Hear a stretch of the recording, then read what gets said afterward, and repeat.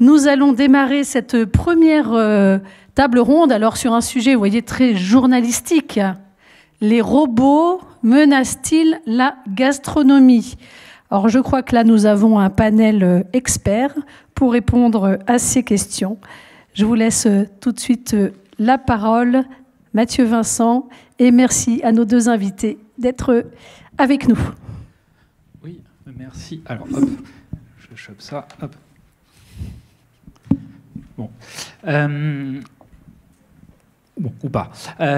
Tant pis, mais on va commencer, on attend les 2-3 slides que j'avais mis, par se présenter et peut-être vous donner l'occasion un peu de présenter qui vous êtes et surtout, je pense, votre rapport à cette question du robot. Ah, voilà. Mais avant, désolé, ce que je voulais, c'était juste définir en 2-3 mots qu'est-ce qu'on veut entendre par robot. On en a parlé un tout petit peu tout à l'heure quand on parle de robots et d'alimentaire, mais juste vous donner quelques exemples qui vous permettent de voir qu'on parle de choses très très différentes, parce qu'en effet on a un imaginaire du robot qui est typiquement, on verra l'exemple avec Philippe, qui est le robot avec son bras mécanique, mais en fait on va dire que c'est un mot qui est suremployé par l'écosystème d'innovation.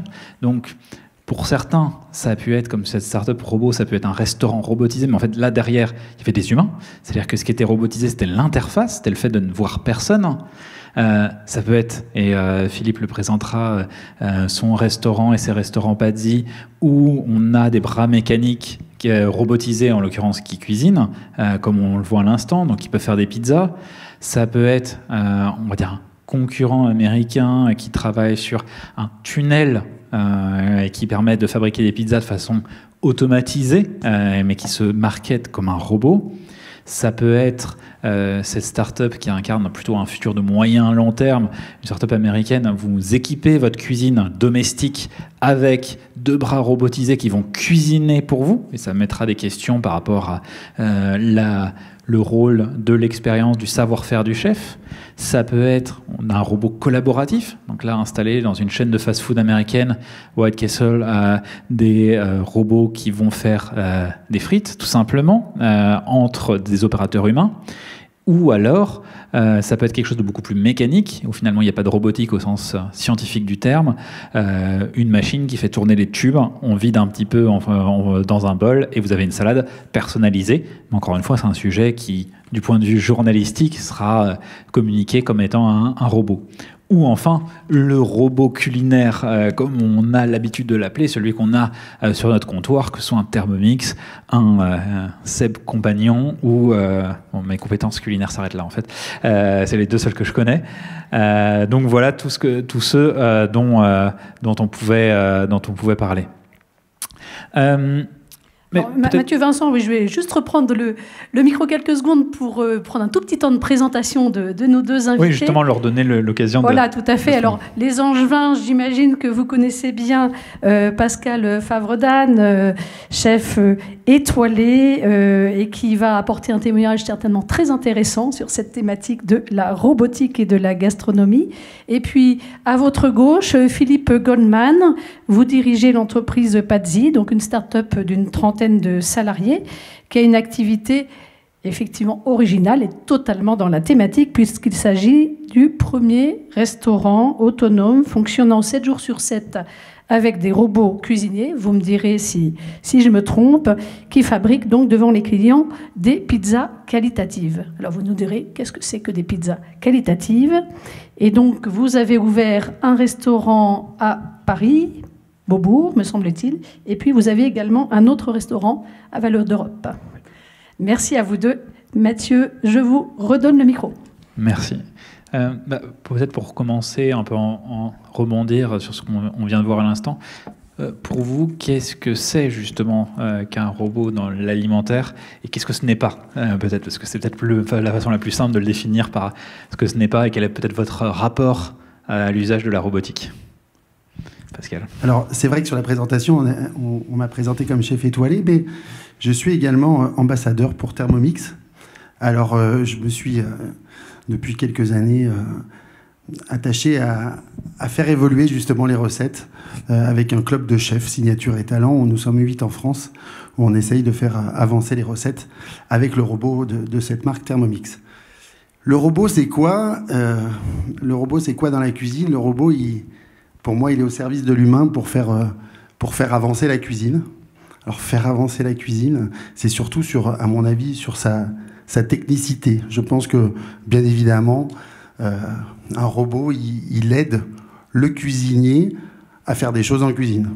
Je trouve que un exemple le plus simple, c'est une glace. Comment faisait-on une glace il y a 25 ans ou 30 ans? Quand j'étais gamin, ma maman, elle avait une sorbetière avec une prise. On mettait ça dans un petit congèle. La prise, elle sortait du frigo. Et ça faisait une glace qui était pailletée, qui n'était pas très bonne, mais c'était une glace. Aujourd'hui, on fait une glace avec un Thermomix ou avec, nous, chez les professionnels, un Pacojet. On fait une glace qui est bonne. On fait une glace qui a du goût, mais ça en reviendra. Est-ce que c'est le robot qui apporte le goût ou est-ce que c'est l'homme? Et on fait une glace. Donc, le robot, il nous a servi, au niveau technique, d'évoluer énormément dans la cuisine. Et pour Philippe? En fait, tu as un petit peu répondu tout à l'heure à les différents exemples. En fait, le problème, c'est très compliqué de définir ce que c'est un robot. Il y a ce qu'on fantasme sur le robot, mais il y a 10 000 définitions d'un robot. C'est une machine, c'est un robot avec des bras, c'est un automate, c'est un distributeur. Il n'y a personne qui va pouvoir trancher là-dessus. En tout cas, c'est pas humain, ça c'est sûr. Après, est-ce que ça peut bien être utilisé par les hommes? Oui, forcément, ça existe maintenant dans les cuisines depuis très longtemps. Et plus on monte dans les cuisines gastronomiques, d'ailleurs, plus on trouve des machines évoluées pour aider et collaborer. Ce qui est un petit peu nouveau aujourd'hui. Et puis, on a toujours eu aussi des formes de machines, des robots qu'on a trouvés de certaines manières dans la restauration rapide. Là, ce qu'on a fait, nous, c'est d'aller un peu plus loin en faisant quelque chose de totalement autonome, une cuisine totalement autonome. Mais ça, c'est plus le sens de l'histoire et d'évolution et des techniques qui permettent de le faire. Mais en fait, finalement, la robotique, elle a toujours existé. Et je préfère souvent la définir par la négative, en fait. Ouais, c'est plutôt qu'est-ce que n'est pas un robot, ou peut-être même... je pense que c'est une question qui est souvent intéressante parce qu'il y a un autre débat entre qu'est-ce qu'il est techniquement et aussi est-ce qu'il est là pour se remplacer un humain, qui est souvent l'enjeu complexe quand on parle de robots. Je reprends souvent un exemple dont on avait parlé ensemble, Philippe, sur la caissière, etc. Est-ce que vous pensez que justement ce robot est un substitut, un remplacement, une amélioration par rapport à l'humain? Le robot, il peut bien évidemment remplacer certaines parties qui peuvent être faites par l'humain. C'est même en cuisine gastronomique. En effet, mixer, par exemple, l'humain n'est pas capable de mixer comme un robot. Mais ce qui n'apportera pas, et je reviens sur ce que j'évoquais tout à l'heure, c'était sur cette sensibilité, sur faire une sauce. Si on fait une sauce avec un robot, et si on fait une sauce avec une casserole, avec la sensibilité d'un cuisinier, on arrivera, je pense, et je vais même dire j'espère, jamais au même résultat. Parce qu'il y a il y a différents facteurs quand on fait une sauce. Si je prends par exemple un coulis de homard, on peut faire un coulis de homard sans problème avec un Thermomix. Mais en partant des mêmes ingrédients, avec le même homard, avec la même carotte, avec le même morceau de poireau, le même bouquet garni, le même litre d'eau, entre un cuisinier qui le fera dans une casserole, d'une façon traditionnelle, et le Thermomix, on n'arrivera pas au même résultat, puisque le cuisinier va apporter une sensibilité de réduction, une sensibilité de température. Le produit ne sera pas le même forcément, il y aura peut-être plus ou moins d'eau dans le homard dès le départ, donc ça, il faudra y veiller pour faire la recette. Et je pense que, et encore une fois, j'espère, on ne remplacera pas l'humain par rapport à cette sensibilité de cuisinier. En fait, l'histoire de ces fameux grands remplacements, enfin, en tout cas dans les cuisines, a toujours existé. On a parlé de la caissière, etc. En fait, il ne faut jamais avoir peur. En plus, regardez, il n'y a pas très longtemps que les sociétés les plus robotisées sont pas celles où il y a le plus grand taux de chômage. Donc tout ça est un peu faux. Effectivement, au départ, un robot, traduction littérale du mot tchèque, c'est une corvée. Ça remplace une corvée à travail souvent. Donc en fait, c'est souvent quelque chose qui est compliqué à faire ou très mécanique à faire, qu'il faut remplacer. Souvent, le robot, il a son rôle à jouer pour faire quelque chose d'assez standardisé.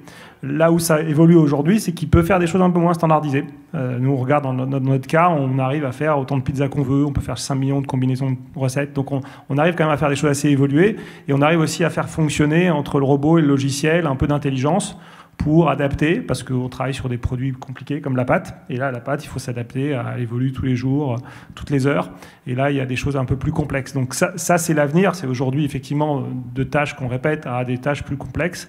Le robot peut faire des choses. Ça remplacera jamais. Enfin, je ne suis pas certain que la robotique aille en restauration au sens d'une robotique autonome, restauration traditionnelle. Beaucoup d'avenir dans la restauration, je pense, collective, la restauration rapide, où il y a besoin de process très, très réguliers. Et là, effectivement, la robotique remplacera un certain nombre d'emplois. En fait, mais en même temps, on n'a pas attendu, puisque les employés sont partis déjà, en grande partie de ces emplois, avant que les robots arrivent. Donc, voilà, je ne suis pas très inquiet sur ces sujets. Finalement, ça ouvre une question, parce que vous parliez du robot en cuisine, et finalement l'espoir ou le fait qu'il ne fait pas mieux que l'humain. Il y a un rôle en effet, on parlait tout à l'heure de sensoriel, du rapport qu'on va avoir avec le plat final. Et de la même manière pour Philippe, parce que ce que tu fais, ce que vous faites avec Pazzi, on le voit, le robot. Il y a une question de est-ce qu'on le dit, est-ce qu'on le montre? On a bien vu que des restaurants, on ne voyait rien, où tout était fermé, etc., il pouvait ou ne pouvait pas y avoir de robot derrière, créer une question. Il y a un peu cette logique, par exemple, ces logos faits sur place, etc. Est-ce que vous imaginez demain, alors c'est un peu prospectif, mais qu'on devra on devra afficher l'usage de la robotique? Est-ce qu'un robot, pour marcher, ça doit, dans une logique plus fast-food, ou du moins la pizza, etc., il doit être visible?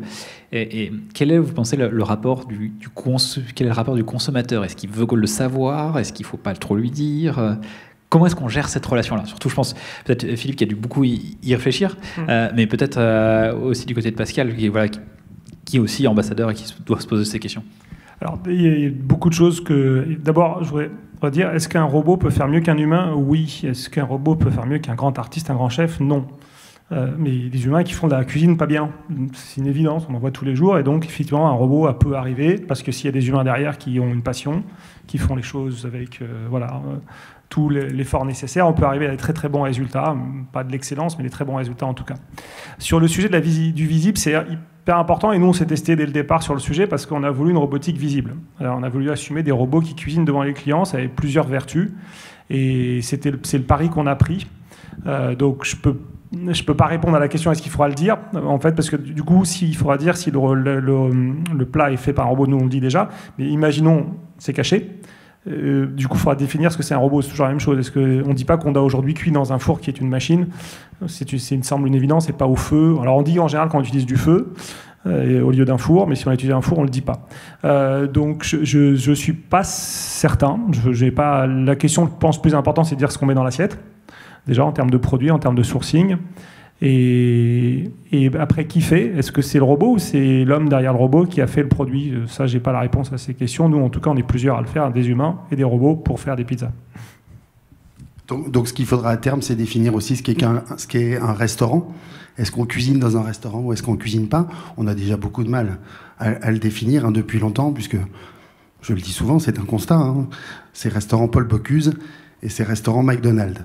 Les deux sont des restaurants, les deux ont l'appellation restaurant, mais c'est un autre débat. Je pense que industrialiser la pizza ou faire une pizza avec des robots, ça date pas d'hier. Les supermarchés ont des robots, ou des pizzas, pardon, notamment au rayon surgelé ou même au rayon frais, qu'ils ont fait avec des robots. Donc voilà, maintenant c'est plutôt, on fait rentrer la robotique dans la restauration.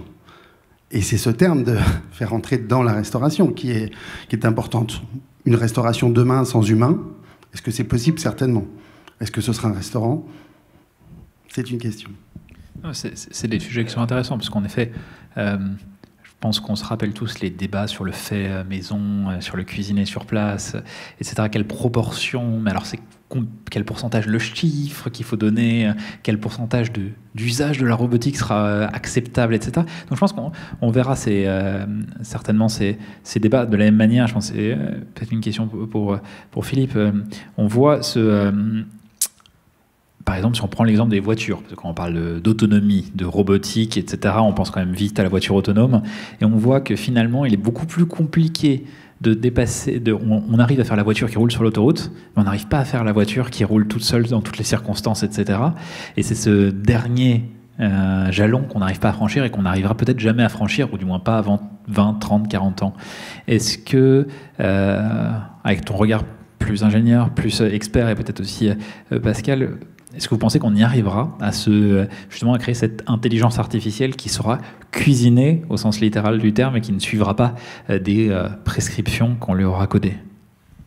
À cuisiner avec intelligence, il faut toujours quelqu'un derrière, en fait. Le sujet, ce que je disais fondamentalement, c'est que je ne pense pas que la cuisine va rentrer dans la restauration traditionnelle, la restauration rapide, où d'ores et déjà c'est une chaîne mécanique. En fait, aujourd'hui, quand même, il faut avouer que dans la restauration rapide, on est très proche des temps modernes. Hein. On est quand même une rare industrie où les gens s'enchaînent des tâches extrêmement répétitives pour déplacer une tomate, un burger ou quelque chose comme ça, et à la chaîne.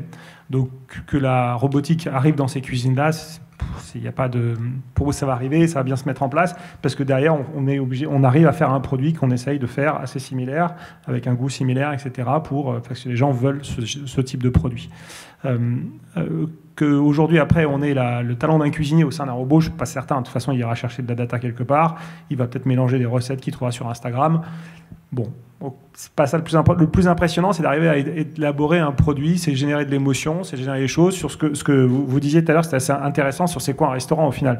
Parce qu'aujourd'hui, un restaurant gastronomique qui n'a pas de place pour le public et qui se fait en forme de virtual kitchen, on l'appelle plus restaurant, on l'appelle virtual kitchen.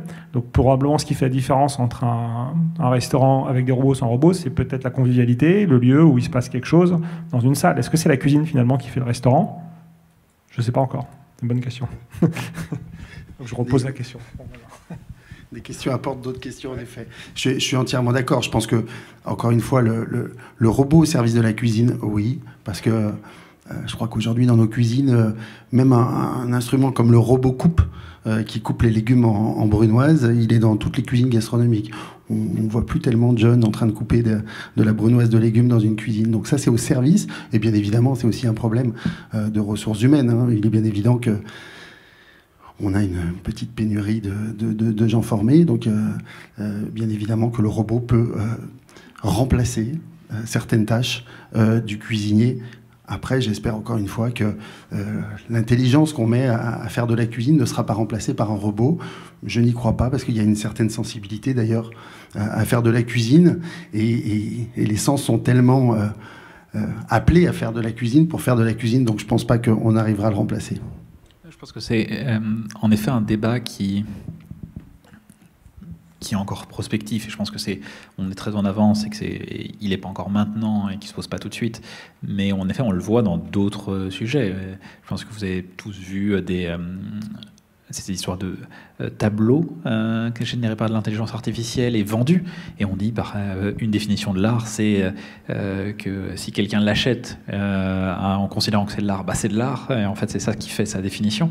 C'est pas la définition la plus joyeuse de l'art, mais c'en est une, et que peut-être ça pourrait être appliqué à la gastronomie d'une certaine manière, et qu'à un moment donné ça pourra arriver, mais en effet on n'y est pas aujourd'hui. Et là encore, on doit dissocier presque le mot cuisine du mot gastronomie, parce que faire de la cuisine, on y arrive avec un robot. Avec celui-là, on fait une blanquette de veau sans problème, on fait de la cuisine. Est-ce que cette cuisine procure un plaisir gastronomique? Alors, si Olivier Echeverria avait été présent, il aurait parlé de la gastronomie et de la définition de la gastronomie, mais c'est justement cette sensibilité d'un plat. Quand on goûte une blanquette de veau qui est faite avec un Thermomix ou par ma grand-mère, est-ce que c'est le même? Peut-être une question, mais justement, c'est Philippe qui soulevait le point des emplois, etc.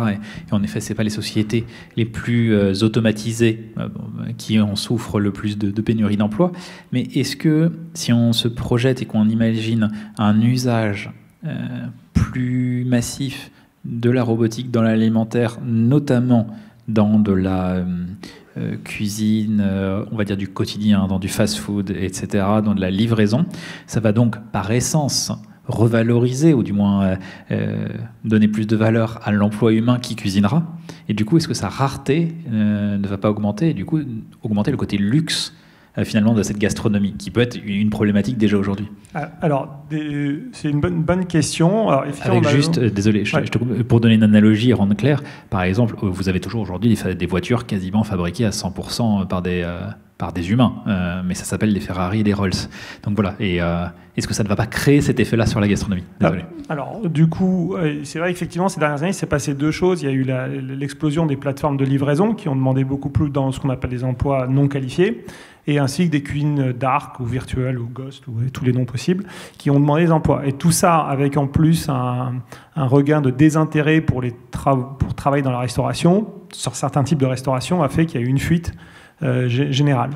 Si demain la robotique arrive dans la restauration rapide, c'est plutôt une bonne nouvelle pour le restaurant en général, de la gastronomie jusqu'à des restaurants classiques, parce que du coup ils vont pouvoir bénéficier de main-d'œuvre qui était avant dans la restauration rapide, qui est attirée parce qu'il y a des salaires, il y a parfois aussi des filières sur certains gros mastodontes qui arrivent à faire des beaux recrutements, et voilà. Et il y aura peut-être plus de place finalement, et je pense pas que ça sera quelque chose de luxe, mais en fait finalement il y aura des emplois où on ne sera pas tous à se partager les mêmes personnes. Du coup, la restauration rapide prendra des robots et les restaurants auront des cuisiniers et du staff en cuisine, peut-être plus que les problèmes qu'ils ont aujourd'hui à recruter. Mais il faudra bien sûr revaloriser probablement les salaires, parce que c'est le gros sujet, je crois. Et l'équation, elle est compliquée. Bon courage pour ça. C'est vrai que c'est un autre débat. Mais c'est vrai que tout à l'heure, quand vous avez cité la petite pilule, moi je suis né dans les années 70, et en effet, on parlait des années 2000, avec qu'on serait tous alimentés par des petites pilules. Heureusement, non. Et je crois qu'aujourd'hui, on parle de sujet, mais on voit, et je reviens aussi sur... Mes parents étaient commerçants, ils avaient peur du grand supermarché, ainsi de suite, et on s'alimentera plus chez les petits commerçants, on n'ira plus manger des produits frais, on mangera plus que du surgelé, des petites pilules et tout ça. Aujourd'hui, on est en 2020, c'était prévu pour les années 2000. Heureusement, on a déjà 20 ans de retard. Et aujourd'hui, on se dit que demain, c'est la cuisine, sera faite peut-être que par des robots. J'espère qu'on n'y arrivera pas. J'espère qu'il n'y aura pas qu'un clan. Bien évidemment, il y aura des restaurants qui existeront qu'avec des robots. Et comme vous l'avez dit, peut-être que ça dégagera de la masse salariale et de la main-d'œuvre pour nos restaurants traditionnels. Et puis, il y aura ces restaurants traditionnels, puisque la chose la plus importante là-dedans, c'est quand même la sensibilité. Un restaurant, c'est un lieu où, bien évidemment, il existe la cuisine, mais il existe aussi le service, il existe le vin, l'onologie. Et c'est ce partage d'un moment unique qui fait le moment d'un restaurant. Et du coup, justement, une question qui s'adresse en effet plus au chef ici. On voit de la technologie, de l'impression 3D, par exemple aujourd'hui notamment sur des pâtes, qui permettent de créer des nouveaux types de produits, qui permettent de créer des nouvelles expériences, etc. Et ce sera certainement valable pour d'autres types d'aliments demain. Est-ce que le chef de demain sera plus intéressé? Peut-être que le gastronome de demain, le 3 étoiles de demain, sera un peu geek et un peu ingénieur et programmera lui-même ses machines, de la même manière qu'on voit une évolution de l'agriculteur qui est de plus en plus apte à maîtriser des technologies. Est-ce que vous voyez une évolution peut-être dans ce sens-là? Oui, il y a une évolution, mais il y a une évolution... Est-ce que c'est une évolution? Est-ce que c'est une mode? Est-ce que... j'ai ouvert mon restaurant en 2006, et en 2006, c'était le début de la cuisine moléculaire. Et je me suis dit, mince, je ne sais pas ce que c'est que la cuisine moléculaire. On voyait des Ferran Adria et d'autres chefs, Thierry Marx, qui faisaient de la cuisine moléculaire. Je me suis dit, au secours, moi, j'ai pas envie d'en faire en 2006. Et j'ouvre un restaurant, et je me suis dit, est-ce que je suis déjà pas has-been dans l'ouverture de mon restaurant à pas en faire? Et je pense que... Et puis on voit que la cuisine moléculaire, en 2020, elle n'existe quasiment plus. C'était une mode. Bonne ou mauvaise, mais en tous les cas, c'était une mode. Donc aujourd'hui, cette nouvelle technologie va peut-être être qu'une mode. Peut-être que dans 20 ans, on reviendra dessus. Et on reviendra peut-être à la cuisine moléculaire, d'ailleurs. Pourquoi pas. Avant de passer aux questions du public, je pense qu'il y en aura quelques-unes sur ce sujet-là. Un sujet qu'on peut se poser, notamment quand on voit aujourd'hui qu'on mange la même chose quasiment, on va dire en restauration, notamment en restauration rapide, à Paris, à New York ou à Bangkok. Est-ce que ça va accélérer ce phénomène d'un côté de mondialisation, mais aussi de simplification de ce qui est disponible en restauration, la robotique, ou alors au contraire, est-ce que ça pourrait permettre plus de personnalisation, plus de différenciation de la part des restaurateurs et des créateurs de menus? Alors, tout dépend de ce qu'on fait dans la robotique. Effectivement, et tout à l'heure, tu as fait le parallèle avec la mode. Hein. On s'est retrouvé aussi avec des marques mondiales qu'on retrouve partout. Ça a son bon côté, ça rassure, on a le même produit. Puis d'un côté, parfois on en a marre, on a envie de manger quelque chose de plus street food, plus local. Il y aura la même chose en restauration. Il y aura des choses très mondiales sur lesquelles on est très rassuré parce qu'on veut manger exactement ce qu'on a connu. Sachant que parfois, sur certains produits, c'est difficile. Nous, par exemple, on maîtrise de la pâte. Je peux vous garantir que le jour où on fera pâtisserie aux États-Unis, la pâte ne sera pas exactement identique parce que les blés ne sont pas identiques. Il faudra retravailler un petit peu. Les recettes, il faudra les changer. En fait, même McDo n'a pas exactement les mêmes produits à droite et à gauche. Donc, de toutes les façons, on est obligé de s'adapter. La restauration, c'est un métier local avant tout. Donc, il y a de l'adaptation. Donc, au final, je pense que non, ça n'y aura pas trop de changements là-dessus. Et sur la personnalisation, en revanche, la robotique, et la question c'est, la robotique peut personnaliser très bien et surtout elle exécute très bien la personnalisation. Pour le coup, ça c'est une bonne chance c'est un bon acquis. Ça. Je partage exactement votre avis, notamment l'exemple flagrant, c'est la pâtisserie. Quand on fait de la pâtisserie française, et on sait qu'on a certainement la meilleure pâtisserie du monde, avec notre beurre, notre crème, avec les produits agricoles que nous avons en France, quand on fait la même pâtisserie, j'ai eu l'occasion d'aller au Brésil faire de la pâtisserie, vous partez pas du même beurre, pas de la même crème, je peux vous promettre qu'on est incapable de faire le même dessert. Donc oui, on mondialise le goût, en effet, on mondialise tout. On a envie de manger à New York comme à Shanghai, mais malgré tout, on n'a pas les mêmes ressources, et fort heureusement. Et donc, il faut justement se battre pour cette identité culinaire. Et Dieu sait qu'en France, on a cette chance d'avoir une vraie identité culinaire forte. Oui, merci à tous les deux. Est-ce qu'on a des questions dans la salle ? Seconde, oui, je crois que Marie a une question à poser.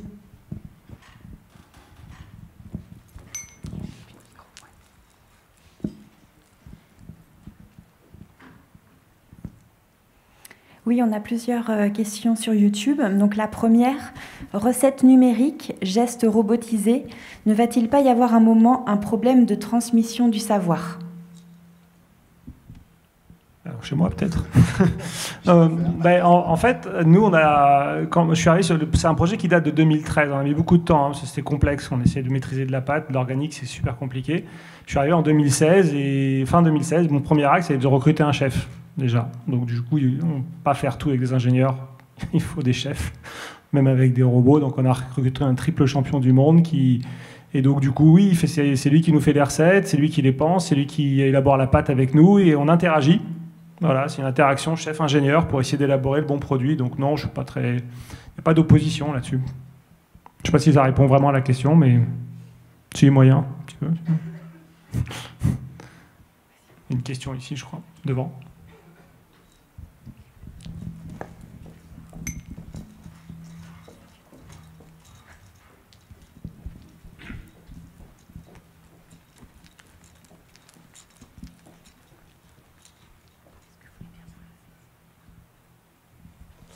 Oui, juste avant de poser une question, je voulais juste faire un commentaire et dire que je partage totalement l'avis de Pascal Favre-Dan sur ce qu'il a dit, parce que moi je pense qu'un robot fera jamais son marché avant d'établir sa carte. Je pense qu'un robot n'aura jamais le goût de la cuisine parce qu'il a vu sa grand-mère ou sa mère dans la cuisine et ça a quelque part créé une vocation. Donc je pense que de ce côté-là, il n'y a pas de danger. Et puis je crois qu'il y a une dimension qu'il y a dans la cuisine et la gastronomie qu'il n'y a pas dans la robotique, mais c'est normal. Il n'y a pas de dimension patrimoniale, culturelle. Si aujourd'hui l'UNESCO reconnaît dans son patrimoine immatériel une partie de la cuisine, voilà, cette dimension-là n'est pas dans le champ de la robotique. Et puis je crois que, comme vous l'avez dit aussi, parler des robots et se poser la question, mais les robots, ça fait très longtemps. Je veux dire, aujourd'hui, quand on fait de la cuisine, on n'utilise plus la balance Roberval avec des petits poids. On a une balance automatique qui nous donne le poids immédiat. Quand on fait de la pâtisserie ou du caramel, on a un thermomètre digital qui vous donne la température et vous arrêtez au bon moment. Donc, effectivement, le débat sur le robot, il a lieu en ce moment, mais ça fait très longtemps qu'il y a des robots. Moi, plutôt, ce qui me pose comme question, c'est si on robotise et si on standardise pour un certain type de cuisine, entre guillemets, est-ce que le consommateur, par rapport à la traçabilité des aliments qui vont composer les recettes, est-ce qu'il ne va pas associer dans son esprit c'est robotisé, Mais les ingrédients, ils viennent de ne sait pas où. Qu'est-ce qu'on a comme garantie et qu'est-ce qu'on a comme sécurité sur le plan alimentaire. Voilà. Alors, plein de choses très intéressantes. Alors, sur la grand-mère, Thierry parle de sa grand-mère souvent quand il réalise oui, il est associé forcément. Le robot, il n'a pas de pensée. Un robot, il pense à rien. Ouais, c'est les gens derrière qui pensent. Donc tout dépend. Oui, après la sensibilité de la cuisine, il l'a pas. Mais effectivement, en revanche, essayer d'orienter des recettes avec une sensibilité que les hommes derrière ont, ça, on peut toujours le faire. Sur la, oui, alors du coup, c'est la question de fond qui était le. J'ai oublié la question de fond. Excusez-moi. Oui, la traçabilité. Ben, tout dépend de ce que vous voulez mettre dans le robot. En fait, c'est le projet. En fait, c'est le projet d'entreprise qu'il y a derrière. Si vous voulez faire une pizza low cost, ben, vous mettez des cochonneries dedans. Voilà. Et puis, si vous voulez faire un bon produit, ben, vous mettez des bons produits. Après, la question, c'est qu'est-ce que peut maîtriser un robot à un moment donné en termes de produits, de pâtes? Est-ce qu'il peut avoir tout type de produits? Par exemple, nous, on ne sait pas mettre de l'œuf sur une pizza. Impossible. Ouais, il y a quelques produits qu'on ne sait pas mettre, mais on sait mettre du pistou, on sait mettre pas mal de choses assez intéressantes, et ça va évoluer. Alors l'œuf, je ne sais pas si on arrivera un jour, mais voilà, effectivement, techniquement encore aujourd'hui, des choses qu'on ne sait pas faire. Après, sur le patrimoine, est-ce que c'est un produit patrimoine de l'humanité? Si on fait une pizza en Italie par un robot, est-ce que comme la pizza est au patrimoine probablement des Italiens? La gastronomie, on lui reconnaît un statut, et c'est rentré dans le champ de l'UNESCO, c'est récent. Oui. Non, mais il n'attend pas ça, en fait. Le consommateur qui vient chez nous, il vient sur un service rapide. Oui, tout à fait. Non, exactement. Après, la traçabilité, bien évidemment qu'elle était importante. Tout à l'heure, alors je vais repasser sur quelque chose que vous évoquiez juste avant, le fait maison, par exemple. Pour moi, il doit y avoir une vraie transparence du fait maison dans les restaurants, et je me suis battu en son temps. Pas pour dire qu'un restaurant fait maison, parce que c'est justement certainement pas ça qu'il faut faire dans les restaurants. Il faut dire les restaurants qu'ils ne font pas maison. Qu'un coiffeur coupe des cheveux, ça me paraît tout à fait normal, et que ce soit marqué coiffeur. Quand un restaurant, pour moi, un restaurant, c'est derrière un cuisinier et il fait du maison. Donc j'ai jamais voulu, et j'étais donc pas réglementaire, j'ai jamais voulu mettre l'affiche fait maison sur mon restaurant. La traçabilité elle est hyper importante parce qu'en effet, il faut pas opposer deux mondes, il faut pas opposer le monde de l'industriel, du fait par des robots. Je ne m'oppose pas du tout à ce monde-là, mais il faut que le consommateur soit au courant, tout simplement. Et puis, quand il y a un cuisinier qui est derrière sa casserole et qui fait une pizza, ben, il faut qu'on soit au courant aussi. Maintenant, la question d'après, c'est est-ce qu'un robot, un jour, sera champion du monde de pizza? Ça, on verra. Peut-être. Une autre question sur YouTube. Pour un restaurant autonome, il y aura toujours besoin de personnes pour la maintenance et le réapprovisionnement. Donc le problème de l'emploi est juste transposé en quelque sorte. Qu'en pensez-vous? Ah oui, toujours. De toute façon, toute innovation propose un transfert de l'emploi à un moment donné ou un autre. Donc effectivement, nous, on a créé 35 emplois. C'est plus des ingénieurs, c'est des techniciens. Il y a tous les métiers au bureau. Ce qui est un peu nouveau, c'est vrai que la restauration, quand vous êtes une société de franchise de restauration, donc je parle de restauration rapide, vous avez énormément de personnes au terrain et très peu de personnes au siège en général, et nous c'est totalement inversé, on est bourré de gens au siège et très peu de personnes au terrain. En revanche, on a choisi par rapport, pour répondre aussi à ce que disait Mathieu, avoir des personnes au service, c'est-à-dire que nous on considère que c'était important, notamment dans ces premières années, d'être au contact des gens pour les accueillir dans notre lieu. Donc la cuisine, effectivement, est totalement autonome, c'est-à-dire du moment où vous commandez jusqu'à la réception du produit, il y a zéro intervention humaine. Alors, hormis mettre les ingrédients au départ le matin, mais en revanche, il y a quelqu'un qui vous accueille, et voilà, qui peut vous aider pendant que vous consommez. Donc on n'a pas choisi la totale autonomie. J'aime pas trop les robots qui se déplacent, qui vous disent bonjour. Pour moi, un robot n'est pas un humanoïde qui essaye de converser avec vous, il faut juste le mettre à sa bonne place, enfin à mon sens, c'est-à-dire il peut faire des choses assez intéressantes, mais pas communiquer avec moi. Enfin, communiquer avec un robot, ça m'intéresse moins.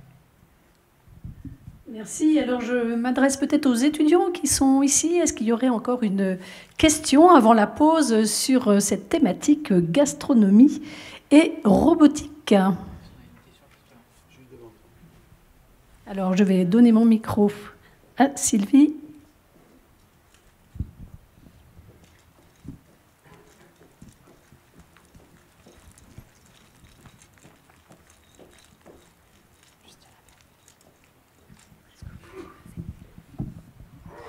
Alors, je ne suis pas étudiant, mais j'avais une question quand même.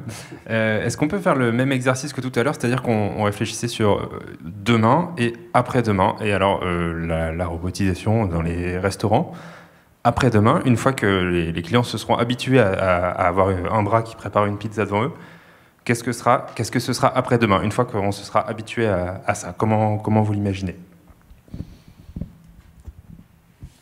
Allez, question la plus dure. Il y avait une question plus facile juste là, sûrement. Je ne sais pas, non, elle était plus facile la vôtre ou pas? En fait, après-demain, nous, ce qu'on a imaginé après-demain, c'est potentiellement la capacité de faire plusieurs plats. C'est-à-dire qu'aujourd'hui, on est assez monoplat, c'est-à-dire on fait de la pizza, des quantités de recettes de pizza. Est-ce que demain, on sera capable de cuisiner plusieurs choses?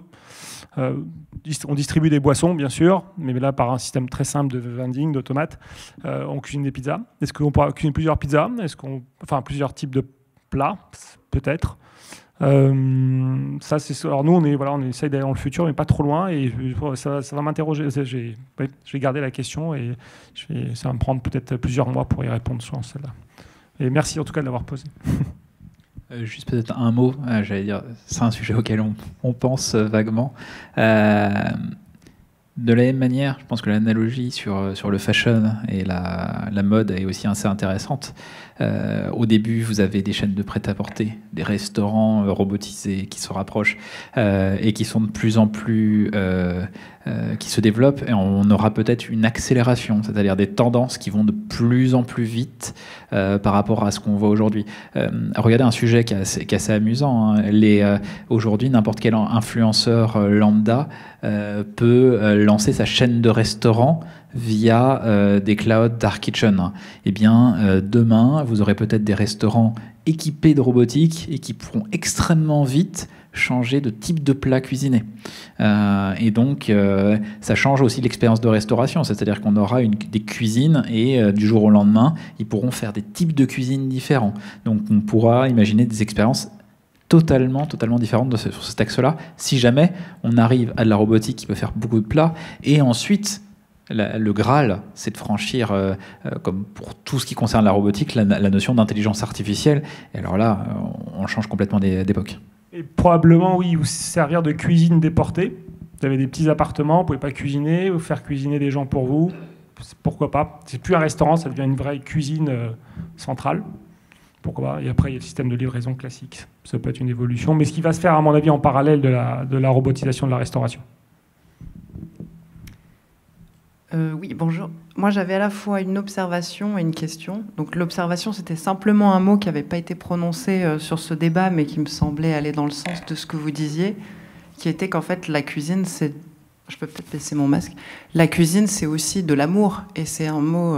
Enfin, vous parliez de sensibilité, mais je veux dire, c'est un geste fondamental. Faire à manger, c'est un geste de don.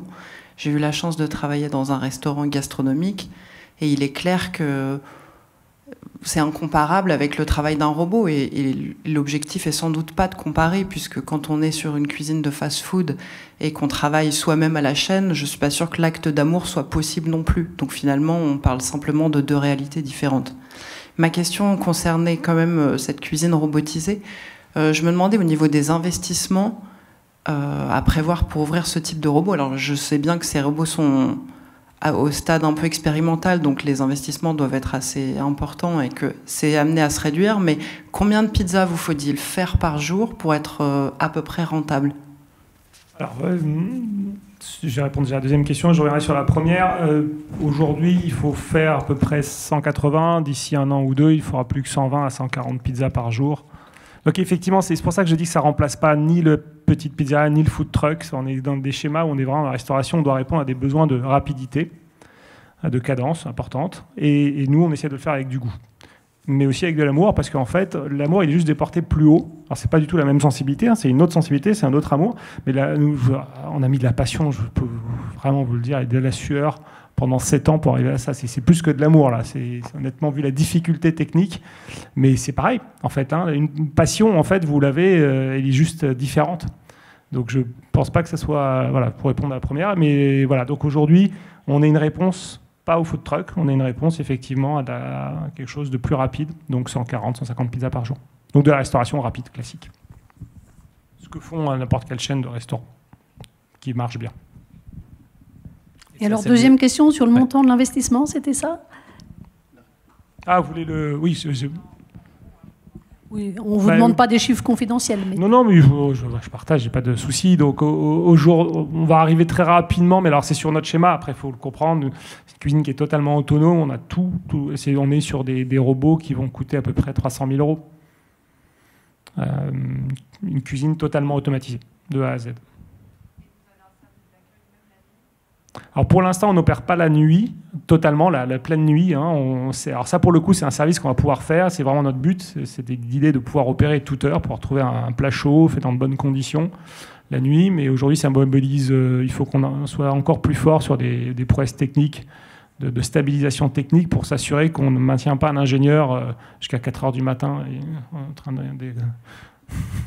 d'avoir à répondre à une panne potentielle. Donc on a encore du progrès à faire là-dessus. Ça va arriver aussi, pareil, d'ici 6 mois, 12 mois, on arrivera à opérer la nuit. Très tardivement. Et oui, juste en effet, la cuisine, c'est beaucoup d'amour. Ouais, mais je pense que c'est sur ce point-là, c'est quelque chose qui est important, c'est qu'en fonction des lieux et des époques, on ne valorise pas les passions de la même manière. D'ailleurs, c'est la même chose, j'allais dire, dans le sport. Il y a des gens, il y a des centaines de milliers de personnes pour certains sports, et puis il n'y a pas un chat qui regarde tel ou tel sport. Un développeur devant son écran, vraiment, quand vous connaissez, j'en ai fait beaucoup moi-même, il y a des gens qui aiment ça et qui font ça avec passion. Il y a du beau code et du moche code. Il y a des gens qui font du caca quand ils font du code, il y a des gens qui font du caca quand ils font à manger. C'est pareil. C'est juste une question de passion. Évidemment, on ne le valorise pas de la même manière. En ce moment, on a quelque chose autour de la cuisine, de la gastronomie qui est très particulier, mais c'est une époque. Et je vais vous donner une anecdote. Il y a... Quand des investisseurs viennent chez moi nous voir pour investir éventuellement dans une boîte, etc., quand ils sont plutôt français, ils regardent, ils sont « Ah, c'est fascinant, c'est sympa quand même », mais ils attendent qu'une chose, c'est de manger la pizza. Et quand on a les Asiatiques, ils s'en foutent de manger la pizza, ils sont à la limite en train de pleurer quand ils voient le robot. Il y a un rapport culturel aux choses qui est très différent, qui vient de nos cultures et qui va, avec le temps, comme disait monsieur, va se lisser, tout ça. Parce qu'aujourd'hui, vous allez chez Decathlon, pas de caissière, vous mettez tout, voilà, vous avez intégré un certain nombre de choses. En fait, il faut un temps pour intégrer des nouveautés, des choses qui arrivent et qui vont s'intégrer forcément. Voilà, je ne suis pas inquiet, moi, sur l'avenir des choses. Il y aura des très beaux restaurants et il y aura des très beaux restaurants rapides avec des robots. Il y a de la place pour tout le monde. Oui, d'autant plus que là, on est en train de comparer deux mondes qui sont quand même totalement différents, puisqu'on est en train de comparer une pizza qui se fait avec des produits d'assemblage, même si vous faites votre pâte à pizza, c'est de la farine, de l'eau, et puis on étale le coulis de tomate, on met du jambon, on met du gruyère qui est déjà fait ailleurs. On parle de cuisine d'assemblage, et dans la restauration rapide, c'est souvent le cas. Ça n'a rien à voir du chef qui va aller faire son marché, et qui va acheter, encore une fois, alors je vais peut-être pas reprendre l'exemple du homard, mais son veau, ses carottes, ses poireaux, qui va l'éplucher, qui va en effet mettre une dose d'amour dans sa recette. On compare une technique d'assemblage à une cuisine et une façon de cuisiner. Donc, encore une fois, j'espère que ça le remplacera jamais, mais l'un n'empêche pas l'autre. À partir du moment où on est au courant de ce qu'on consomme, il n'y a aucun souci. Merci. Alors même consommer les deux, quoi. Et on peut même consommer, bien sûr, l'un n'empêche pas l'autre. Voilà. Merci beaucoup à nos 3 intervenants qu'on peut applaudir chaleureusement.